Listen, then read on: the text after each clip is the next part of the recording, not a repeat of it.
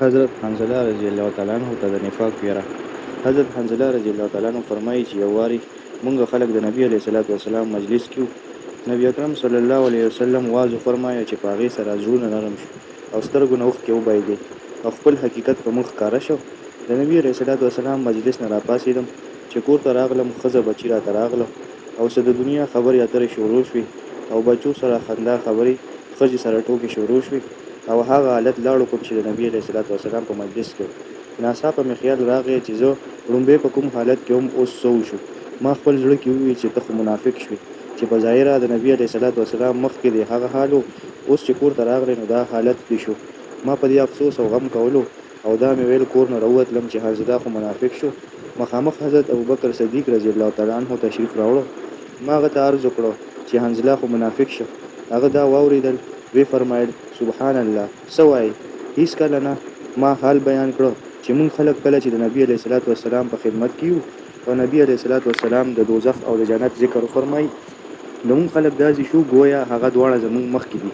او کله چې د نبی علیه الصلاۃ والسلام د خوا نه راشو نو ښځې بچو او جایداد وغیره غمونو کې ونښلو، هغه هر څه هیر کړو. حضرت ابوبکر صدیق رضی الله تعالی عنہ فرمایل چې دا خبره خو ماته هم پیښیږي. دې لپاره دواړه د نبی علیه الصلاۃ والسلام خدمت کې حاضر شو او حنظله رضی الله تعالی عنہ عرض وکړو چې اے د الله رسوله، زه خو منافق شوم. نبی علیه الصلاۃ والسلام فرمایل څه خبره وشوه؟ حنظله رضی الله تعالی عنہ عرض وکړو چې کله مونږ خلک ستاسو په خدمت کې حاضر شو او تاسو د جنت او دوزخ ذکر فرمای، نو مونږ داسې شو گویا هغه زمونږ مخکې دي. خو چې کله ستاسو مجلس نه لاړ شو او د ښځې بچو او د کور په غمونو کې لګیا شو نو هر څه هیر شي. نبی علیه الصلاۃ والسلام ارشاد وفرمایه چې په هغې ذات مې قسم وي د چا په قبضه کې چې زما ساده که چېرې ستاسو هر وخت دغه حال پاتې شي څنګه چې زما مخکې وي، نو فرښتو به تاسو سره په بسترو او لارو کې لاس ملاولی. خو حنظله خبره دا ده کله کله کله کله. فایده کې شیخ صاحب لیکي یعنی انسان سره انساني ضرورتونه هم لګېدلي دي چې د هغې پوره کول هم ضروري دي. خوړل، سکل، ښځه، بچي او د دوی خیر خبر اخیستل دا هم ضروري څیزونه دي.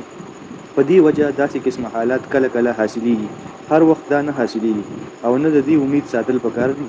دا د فرښتو شان دی چې هغوی څه بل کار فکر نشته، نه ښځه، نه بچي، نه د ګذران فکر، نه دنیوي کیسې.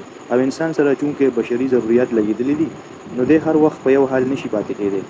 خو د غور او فکر خبره دا ده چې اصحاب کرام رضوان الله علیهم اجمعین خپل دین څومره فکر وو چې لږې شان خبرې سره چې د نبی علیه الصلاۃ والسلام مخکې کوم حالت زمونږ وو هغه رستو پاتې کېږي. په دې د خپل منافق کېدو ورسره فکر شو. عشق دی او په زرګونو بدګمانۍ دي. چا سره چې عشق شي د هغه په باره کې په زرګونو قسمه بدګمانۍ او فکر پیدا شي. زوی سره مینه وي او هغه چېرته په سفر لاړ شي، بیا ګورئ هر وخت د خیریت د خبر فکر وي او که دا معلومه شي چې هلته تعاون دی یا فساد شوی دی، بیا خو الله تعالی ته معلومه ده چې څومره خطونه او تارونه بلیږي.